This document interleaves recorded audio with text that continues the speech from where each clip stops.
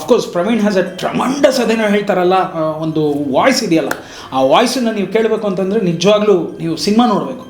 ಯಾಕೆಂತಂದರೆ ತುಂಬ ಇನ್ಡೆಪ್ತಲ್ಲಿ ತುಂಬ ಬೇಸಲ್ಲಿದೆ ಆ ವಾಯ್ಸ್, ತುಂಬ ಚೆನ್ನಾಗಿರುತ್ತೆ. ಸೊ ಆ ವಾಯ್ಸು ಶಾರೀರಿಯದ ಬಗ್ಗೆ ನನಗೆ ಅಷ್ಟೊಂದು ಯೋಚನೆ ಇರಲಿಲ್ಲ, ಬಟ್ ಶರೀರ ಅಂತ ಬಂದಾಗ ಹೇಗೆ ಕಾಣಿಸ್ತಾನೆ ಅನ್ನೋದು ನನಗೊಂದು ಸ್ವಲ್ಪ ಆತಂಕ ಇತ್ತು. ನಾವು ಕ್ಲೈಮ್ಯಾಕ್ಸ್ ಶೂಟ್ ಮಾಡಬೇಕಾದ್ರೆ ಪ್ರವೀಣ್ ಹಿ ಟ್ರಾವೆಲ್ ಟು ಬಾಗಲಕೋಟೆ. ಕ್ಲೈಮ್ಯಾಕ್ಸಲ್ಲಿ ನಮಗೇನು ಅಂದರೆ ಆ್ಯಕ್ಷನ್ ಎಲ್ಲ ಒಂದಷ್ಟು ಮುಗಿಸ್ಬೋಣ. ಈ ಹೆವಿ ಖರ್ಚುಗಳೇನಿರುತ್ತೆ ಯಾವಾಗಲೂ ಅಷ್ಟೇ, ಟೆಕ್ನಿಷಿಯನ್ಸ್ ಆ ಥರ ಪ್ಲ್ಯಾನ್ ಮಾಡ್ತಾರೆ, ಡೈರೆಕ್ಟರ್ಸ್ ಆ ಥರ ಪ್ಲ್ಯಾನ್ ಮಾಡ್ತಾರೆ. ಖರ್ಚುಗಳೇನಿರುತ್ತೆ ಅದನ್ನೆಲ್ಲ ಬೇಗ ಮುಗಿಸ್ಕೊಂಬಂದು ನೆಕ್ಸ್ಟ್ ಇನ್ನೇನಾದ್ರು ಇತ್ತು ಅಂತಂದರೆ ಅದು ಹೇಗೆಲ್ಲ ಆಟ ಆಡ್ಬೋದು ಅನ್ನೋದನ್ನ ಪ್ಲ್ಯಾನ್ ಮಾಡ್ತಾರೆ. ಸೊ ಆ ನಿಟ್ಟಿನಲ್ಲಿ ರವಿಕಾಂತ್ ಪಾಟೀಲನ ಆ ಒಂದು ಮನೆ, ಆ ಒಂದು ಹೆಂಡತಿ ಅಂದರೆ ಮಡದಿ, ಆ ಸಂಸಾರ, ಆ ಮಕ್ಕಳು, ಇದನ್ನೆಲ್ಲ ನಾವು ಪಿಕ್ಚರೈಸ್ ಮಾಡಬೇಕಾಗಿತ್ತು. ಕ್ಲೈಮ್ಯಾಕ್ಸ್ ಎಂಡಲ್ಲಿ ಬಂದು ವೈಟ್ ಆ್ಯಂಡ್ ವೈಟಲ್ಲಿ ಬರ್ತಾನೆ, ಒಂದು ವೈಟ್ ಕಚ್ಚೆ, ಅದ್ರ ಮೇಲೆ ಒಂದು ವೈಟ್ ಅದಕ್ಕೇನಂತೀರ ಸುರುವ ಅಲ್ಲ, ಇಷ್ಟೊದ್ದ ಏನೋ ಹಾಕ್ತಿರಲ್ಲ, ಅದೇನೋ ಒಂದು ದೊಡ್ಡದಾಗಿರುತ್ತೆ, ಅದು ಹಾಕಿ ಅದು ಆಮೇಲೆ ಪ್ಲಸ್ ಪಗಡಿ.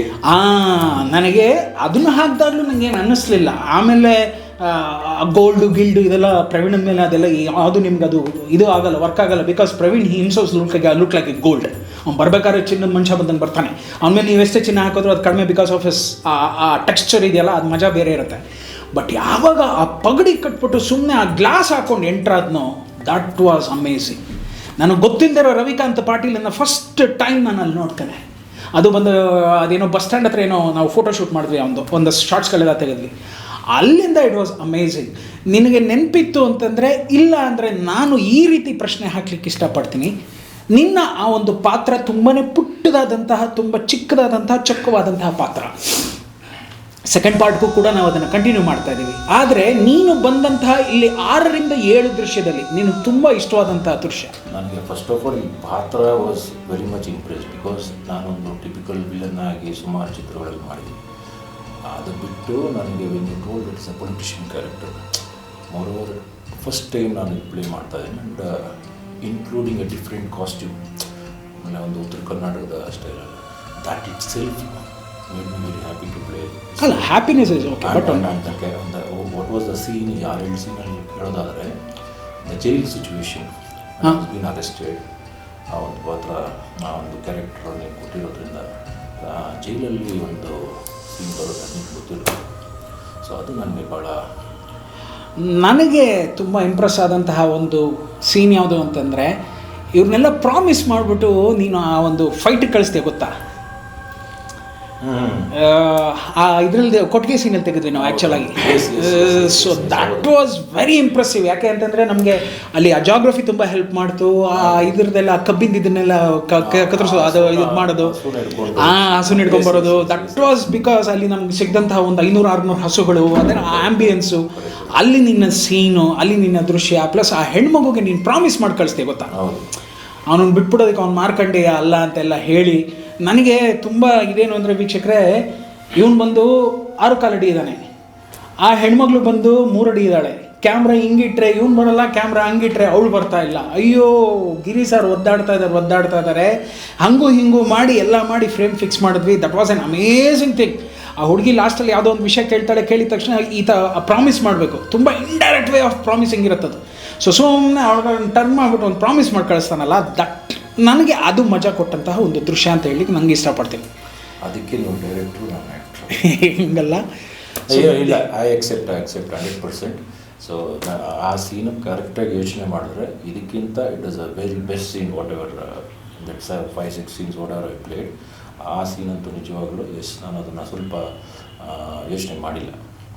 ಎಲ್ಲ ಸಿನಿಮಾಗಳನ್ನು ವಾರಕ್ಕೆ 8 ಸಿನಿಮಾ, ಇಲ್ಲ ವಾರಕ್ಕೆ 6 ಸಿನಿಮಾ, ವಾರಕ್ಕೆ 3 ಸಿನಿಮಾ, ಈ ಥರ ಎಲ್ಲ ಲೆಕ್ಕ ಹೋಗ್ತಾ ಹೋದರೆ ಈ ವರ್ಷ ಏನಿಲ್ಲ ಅಂದರೂ ಒಂದು 700 ಸಿನಿಮಾ ಏನೋ ರಿಲೀಸ್ ಆಗುತ್ತೆ ನಮ್ಮ ಕನ್ನಡ ಚಿತ್ರರಂಗದಲ್ಲಿ ಮಾತ್ರ.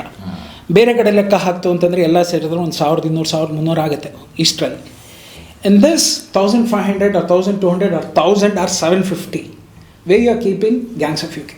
ಇದನ್ನು ನಾನೊಂದು ರಕ್ತ ಚರಿತ್ರೆಗೆ ಕಂಪೇರ್ ಮಾಡ್ತೀನಿ, ಒಂದು ಪೃಥ್ವಿ ವೀರನ್ಗೆ ಕಂಪೇರ್ ಮಾಡ್ತೀನಿ. ನನಗೆ ಗೊತ್ತಿಲ್ಲ ಈ ಒಂದು ಮಟ್ಟದ ಒಂದು ರಾ ಸಿನಿಮಾ ನಾನು ಈ ವರ್ಷದಲ್ಲಿ ಯಾವುದು ನೋಡಿಲ್ಲ ಅನಿಸುತ್ತೆ. ನೋಡಿದ್ದೀನಿ, ಸುಮಾರು ಒಳ್ಳೊಳ್ಳೆ ಸಿನಿಮಾಗಳು ಬಂದಿದೆ, ಬಟ್ ಈ ಒಂದು it is based on very much realistic ಆಗಿ. ಆಮೇಲೆ ನನಗೆ ಇನ್ನೊಂದು ಹೇಳಬೇಕು ಅಂದರೆ, ಇದರಲ್ಲಿ ಪ್ರತಿಯೊಂದು ಪಾತ್ರಧಾರಿಗಳು ನಾವು ಯಾವುದೇ ಸೀನಲ್ಲೂ ದೇ ಆರ್ ಆ್ಯಕ್ಟಿಂಗ್ ಅಂತ ಅನಿಸೋದಿಲ್ಲ. I don't know, that is because the credit goes to you. ನಾನು ಈವನ್ ನನ್ನ ಸ್ನೇಹಿತ ಕೋಟೆ ಪ್ರಭಾಕರ್ಗೆ ಇವನ್ ಒಂದು shooting before I told you, Kote ನೀನು ಇಷ್ಟೋ ಸಿನಿಮಾ ಮಾಡಿದ್ಯಾ, this will be your outstanding movie. So that is where I see. But more than ಇದನ್ನು ಯಾವ ಪ್ಲೇಸಲ್ಲಿ ಇಡ್ತೀವಿ ಅನ್ನೋದಕ್ಕಿಂತ I see this a different movie from all others. Different ಅನ್ನೋದರಲ್ಲಿ it's not about ಬೇರೆ ಏನೋ ಮಾಡಿಬಿಟ್ಟಿದ್ದೀವಿ ಅಂತಲ್ಲ. It is something when you watch a movie, ನಾವು ಸಿನಿಮಾ ನೋಡಬೇಕಾದ್ರೆ ಆಮೇಲೆ ಸಿನಿಮಾ ಅನ್ನೋದಕ್ಕಿಂತ we get into that story. And this is what get involved in our in that story. This is what ನಾನು ನಿಮ್ಮ ಬಗ್ಗೆ ಹೇಳಿದ್ದು. The first time I am seeing something. ಈಗ ಬರೀ ರಕ್ತ ಅನ್ನೋದಕ್ಕಿಂತ ರಕ್ತ ಇದೆ, ಆದರೆ ಆ ರಕ್ತದ ಹಿಂದೆ ನಮಗೆ ಯಾವ ರೀತಿ ನೋವಿದೆ ಅನ್ನೋದು ಈ ಸಿನಿಮಾದಲ್ಲಿ ಕಾಣುತ್ತೆ. ಅದು ಸೊ ಆರ್ಟಿಸ್ಟ್ ಅಂತೆಲ್ಲ ನೋಡುವಾಗ ಅಯ್ಯೋ ನನಗೆ ಈ ಪಾತ್ರ ಸಿಕ್ಕಿದ್ರೆ ಚೆನ್ನಾಗಿದೆ ಅಂತ ಅಂದ್ಕೊಂಡಿದ್ದೆ ಯಾವ್ದಾದ್ರು ಪಾತ್ರ ಇದೆಯಾ ನಮ್ಮ ಸಿನಿಮಾದಲ್ಲಿ? ಈ ಪಾತ್ರ ನಾನು ಮಾಡಬೇಕಾಗಿತ್ತು. ನೀವು ಹೇಳ್ದಂಗೆ ಸೊ ನನಗೆ I was happy doing that Ravikant Patil politician character. Because ನಾನು ಆಗಲೇ ಹೇಳ್ದಂಗೆ ಸುಮಾರು ವಿಲನ್ಗಳಾಗಿ ಮಾಡಿದ್ದೀನಿ. ಆ್ಯಂಡ್ ಬಟ್ ಇದರಲ್ಲಿ ನನಗೆ ಮಜಾ ಇದ್ದಿದ್ದು ಆ costume. The first time I am playing a political character as a minister. So I am happy with that. ಟೆಕ್ನಿಷಿಯನ್ಸಲ್ಲಿ ಫ್ರಮ್ ಓಪನ್ ಆಗಿ ಕೇಳ್ತೀನಿ ಸುಮ್ಮನೆ, ಯಾರ್ಯಾರು ತುಂಬ ಇಂಪ್ರೆಸ್ ಆದರು, ತುಂಬ ಚೆನ್ನಾಗಿತ್ತು?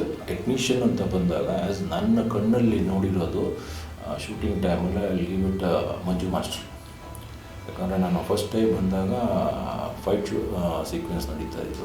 ಅಫ್ಕೋರ್ಸ್ ಮಂಜು ಮಾಸ್ಟರ್ ಅವ್ರದ್ದೊಂದು ದೊಡ್ಡ ಹೆಸರು ಇದೆ, ಬಟ್ ಇದರಲ್ಲಿ ಅವ್ರ ಇನ್ವಾಲ್ವ್ಮೆಂಟ್ ಇನ್ನಷ್ಟು ಹೆಚ್ಚಾಗಿ ನಮಗೆ ಆ ಸಿನಿಮಾಗೆ ಬೇಕಾಗಿರುವಂಥ ರಾ ಫೈಟ್ಸ್ ವಾಟ್ ಎವರ್. ಈಗ ನ್ಯಾಚುರಲ್ ಆಗಿ ಸಿನಿಮಾ ಫೈಟ್ಸ್ ಇಲ್ಲ ಇದರಲ್ಲಿ, ಅದು ನಿಮ್ಗೆ ಗೊತ್ತಿದೆ. ಸೊ ನಿಮಗೆ ಹೆಂಗೆ ಬೇಕೋ ಆ ಥರ ಮಾಡಿರೋದ್ರಲ್ಲಿ ಮಂಜು ಮಾಸ್ಟರ್ನ. ಸೊ ಅಫ್ಕೋರ್ಸ್ ಮಂಜು ಮಾಸ್ಟರ್ ಬಿಟ್ಟರೆ ಕತೆ ಬಗ್ಗೆ ರಮೇಶ್ ಅನ್ನೋರು ನೋ ಡೌಟ್ ಈ ಸ್ಟ್ಯಾಂಡ್ಸ್ ಅಬೌವ್ ಆಲ್. ಸೊ ಅದು ಬಿಟ್ಟರೆ ಡೈಲಾಗ್ಸ್ ಹೇಳುವಾಗ ಏನಂತ ಕಷ್ಟ ಅನುಭವಿಸಿದೆ. ನೆಕ್ಸ್ಟ್ ನನಗೆ ಇನ್ನೂ ಇಂಪ್ರೆಸ್ ಆಗಿದ್ದು, ನಾನು ಚೆನ್ನೈಯಲ್ಲಿ ನಾವು ಕಾಪಿ ನೋಡಿದಾಗ ದ ಮ್ಯೂಸಿಕ್. ಅಫ್ಕೋರ್ಸ್ ಡೈಲಾಗ್ಸ್ ಹೇಳಬೇಕಾದ್ರೆ ಉತ್ತರ ಕರ್ನಾಟಕ ರೈಟ್ ಅದು ನನಗೆ ಇನ್ನೂ ಖುಷಿ ಕೊಟ್ಟಂಥ ವಿಚಾರ ಈ ಸಿನಿಮಾದಲ್ಲಿ ಡೈಲಾಗ್ಸ್. ಕಂಪ್ಲೀಟಾಗಿ ನಾವು ಯಾವುದೇ ಒಂದು ನಮ್ಮ ಈ ಒಂದು ಬೆಂಗಳೂರು ಭಾಷೆ ಆಗಲಿ ಅಥವಾ ನಾರ್ಮಲ್ ಕನ್ನಡ ಆಗಲಿ ನಾವು ಉಪಯೋಗಿಸಲಿಲ್ಲ. ಸೊ ಈವನ್ ಉತ್ತರ ಕರ್ನಾಟಕದ ಜನ ನೋಡಿದ್ರು ಇಟ್ ವಿಲ್ ಬಿ ಲೈಕ್ ನಮ್ಮದೇ ಯಾವುದೋ ಒಂದು ಸಿನಿಮಾ ನಾವು ನೋಡ್ತಾ ಇದ್ದೀವಿ ಅನ್ನೋ ಮಟ್ಟಕ್ಕೆ ನಾವು ಭಾಷೆ ಮೇಲೆ ಆ ಒಂದು ಹೋಲ್ಡ್ ಇತ್ತು. ಅದಕ್ಕೆ ಕಾರಣ ನೀವೇನೆ ರಮೇಶ್. ಓಕೆ, ರಮೇಶ್ ಅಣ್ಣ ಪ್ಲಸ್ ನೀವು. But every time you people use to correct us. Because ನಮಗೆ ಸ್ವಲ್ಪನೇ ಅಲ್ಲ, ಅದು ತುಂಬಾ ಕಷ್ಟ ಆಗೋದು. ಇವನ್ ಪಾಪ ನಮ್ಮ ಸ್ನೇಹಿತರಾದ ಕೋಟೆಯವರು ಭಾಳನೇ ಪ್ರಾಬ್ಲಮ್ಯಾಟಿಕ್ ಆಗಿತ್ತು ಅವ್ರಿಗೆ. ಬಟ್ ಅವರ ಬಾಯಿಂದನೇ ಈ ಡೈಲಾಗ್ಗಳು ನೀವು ಹೇಳಿಸಿದ್ದೀರ ಅಂದಮೇಲೆ we are very happy. Because ಆ ಟೈಮ್ಗೆ ನಮಗೇನೋ ಅಲ್ಲಿ ಒಂದು ಕಷ್ಟ ಆಗ್ಬೋದು ಬಿಕಾಸ್ ಆಫ್ ದಿ ವೆದರ್, ಧೂಳು, ಡಸ್ಟು, ಇದರೆಲ್ಲರ ಜೊತೆಗೆ ನಮಗೆ ಔಟ್ಪುಟ್ ನೋಡಿದಾಗ ಇಟ್ ಈಸ್ ನಾವು ಎಲ್ಲ ಸಮಯದಲ್ಲಿ ಒಂದು ಅವಕಾಶಗಳು ಸಿಗಲ್ಲ. As an actor this pushed me to become a better. ನಿಮ್ಮ ಹತ್ರ ಇವತ್ತು ಹೇಳ್ತಾ ಇದ್ದೀನಿ ವೀಕ್ಷಕರೇ, ಪ್ರವೀಣ್ ಬ್ಯಾಂಗ್ಳೂರಿಂದ ಟ್ರಾವೆಲ್ ಮಾಡ್ತಾ ಬಾಗಲಕೋಟೆ ಬರೋ ಒಂದು ಸಮಯದಲ್ಲಿ ಸುಮಾರು 4 ಗಂಟೆ ಬೆಳಗಿನ ಜಾವ ತನ್ನ ಜೀವವನ್ನು ಪಣಕ್ಕಿಟ್ಟು ನನ್ನ ಶೂಟಿಂಗಿಗೆ ಬಂದು ಅಲ್ಲಿ ತನ್ನ ಕರ್ತವ್ಯವನ್ನು ನಿರ್ವಹಿಸಿ ತಿರ್ಗಿ ವಾಪಸ್ ಬಂದಂತಹ ದಿನಗಳು. ಯಾಕೆ ಅಂತಂದರೆ ಬರ್ತಾ ಇರಬೇಕಾದ್ರೆ 4 ಗಂಟೆಗೆ ಎಲ್ಲೋ ತನಗೆ ಮಂಪ್ರು ಬಂದು ನಿದ್ದೆ ಬರಬೇಕಾದ ಟೈಮ್ನಲ್ಲಿ ತನ್ನ ಸ್ನೇಹಿತನ ಗಾಡಿ ಓಡಿಸೋಕ್ಕೆ ಅಂತ ಕೊಟ್ಟರೆ, ಗಾಡಿ ಓಡಿಸ್ತಾ ಇದ್ದಂತಹ ಸ್ನೇಹಿತ ಕೂಡ ನಿದ್ದೆ ಹೋಗ್ಬಿಟ್ಟು ಟೋಟಲ್ ಕಾರ್ ಒಂದು ರೀತಿ ಇದಾಗ್ಬಿಡುತ್ತೆ, ಪೆಲ್ಮೆಲ್ ಥರ ಆಗಿ ಅದು ರೊಟೇಟ್ ಆಗಿ ಎಲ್ಲೋ ಒಂದು ಕಡೆ ಹೋಗಿ ಬಿದ್ದುಬಿಡುತ್ತೆ. ಯಾರೋ ಒಂದು 4-5 ಜನ ಇವರು ಎಲ್ಲ ಬಂದು ಆ ಕಾರನ್ನು JCB ಹಾಕಿ ಅಲ್ಲಿಂದ ಮೇಲೆ ಹಿಡಿದು ತಿರ್ಗಾ ಟ್ರ್ಯಾಕಿಗೆ ಕೂಡಿಸಿ ಎಲ್ಲ ಮಾಡ್ತಾ ಕರ್ಕೊಂಬರ್ತಾರೆ. ಆ ನಿಟ್ಟಿನಲ್ಲಿ ಫಸ್ಟ್ ಟೈಮ್ ಐ ಥಿಂಕ್ ಬರೋ ಟೈಮ್ನಲ್ಲಿ ಅವ್ನಿಗೆ ಆ ಥರ ಆಗುತ್ತೆ. ಸೊ ಅವನು ಅದನ್ನು ಕೂಡ ಯಾವುದನ್ನು ಲೆಕ್ಕಕ್ಕೆ ಇಟ್ಕೊಳ್ಳಿಲ್ಲ. 2ನೇ ಸತಿ ಬರಬೇಕಾದ ಪರಿಸ್ಥಿತಿ ಬರುತ್ತೆ, 2ನೇ ಸತಿ ಕೂಡ ಬರ್ತಾರೆ. ಈ ರೀತಿ ಎಲ್ಲ ಬಂದು ನಮ್ಮ ಕರೆಗೆ ಹೋಗ್ಬಿಟ್ಟು ಎಲ್ಲ ರೀತಿಯಲ್ಲೂ ಸಹಾಯ ಮಾಡಿ ಇವತ್ತು ಏನಾದರೂ ಗ್ಯಾಂಗ್ಸ್ ಆಫ್ ಯುಕೆ ಬಂದು ಈ ಮಟ್ಟದಲ್ಲಿ ನಿಂತಿದೆ ಅಂತಂದರೆ ಅದಕ್ಕೆ ಬುನಾದಿ ನಾನು ಖಂಡಿತವಾಗ್ಲೂ ಎಲ್ಲ ವಿಷಯದಲ್ಲೂ ನಾನು ಪ್ರವೀಣ್ ಕಡೆ ಕೈ ಮಾಡಿ ತೋರಿಸ್ತೀನಿ. Financially to be very frank with you, financially Ravish Srivatsa ಏನಾದ್ರು ಮಾಡ್ತೇನೆ ಅಂತಂದರೆ ಅದಕ್ಕೆ ಬ್ಯಾಕಪ್ ಬಂದು Praveen. So I am very thankful to you Praveen. ಇವತ್ತೇನಾದ್ರು ಗ್ಯಾಂಗ್ಸ್ ಆಫ್ UK ಕೂಡ ಏನಾದ್ರು ಮಾಡುತ್ತೆ ಅಂತಂದರೆ ಅದಕ್ಕೆ ಖಂಡಿತವಾಗ್ಲೂ ಕಾರಣಕರ್ತ ಆಗಿರೋ ನಿನಗೂ ಕೂಡ ಎಲ್ಲ ರೀತಿಯ ಕ್ರೆಡಿಟ್ಸು ಸಂದಾಯ ಆಗುತ್ತೆ. I wish you all the best. ಯಾವತ್ತೂ ಜೊತೆಗಿರೋ. ಇದಕ್ಕೆ ನನ್ನ ಒಂದು ಯಾವುದೇ ರೀತಿಯಾದ ಒಂದು ಆ ಮಟ್ಟದ ನೀವು ಹೇಳಿದಂಗೆ ಏನಿಲ್ಲ. It is all your effort. Thank you. And ಇವತ್ತು ನಾವೆಲ್ಲ ಇಲ್ಲಿ ಸೇರಿರೋದು ನಿಮ್ಮ ಶ್ರಮ. ಈ ಸಿನಿಮಾ ಖಂಡಿತ ಒಳ್ಳೆಯದಾಗುತ್ತೆ. And I wish you all the very best. Thank you for giving me such a beautiful character. And thank you very much. Always with me. Thank you ಪಾ. ಇದು ವೀಕ್ಷಕರೇ, ಇವತ್ತಿನ ಒಂದು ಸಂಚಿಕೆಯ ಒಂದು ಪುಟ್ಟ ಒಂದು ಜರ್ನಿಯನ್ನು ತಂದು ನಾನು ನಿಮ್ಮ ಮುಂದೆ ಇಟ್ಟಿದ್ದು. ಮುಂದಿನ ಜರ್ನಿಯಲ್ಲಿ ಮತ್ತೊಬ್ಬ ವ್ಯಕ್ತಿ ಜೊತೆ ನಾನು ನಿಮ್ಮನ್ನು ಸೇರ್ತಾ ಇದ್ದೀನಿ. ಹರಸಿ, ಹಾರೈಸಿ, ಪ್ರೋತ್ಸಾಹಿಸಿ. Good bye.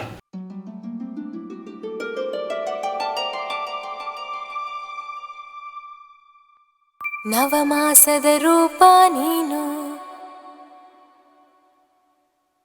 ಈ ಹೃದಯದಿ ಮಿಡಿತ ನೀನು, ಈ ಧರೆಯ ಬೆಳಕ ನೀನಾಗು ದೀಪವೇ.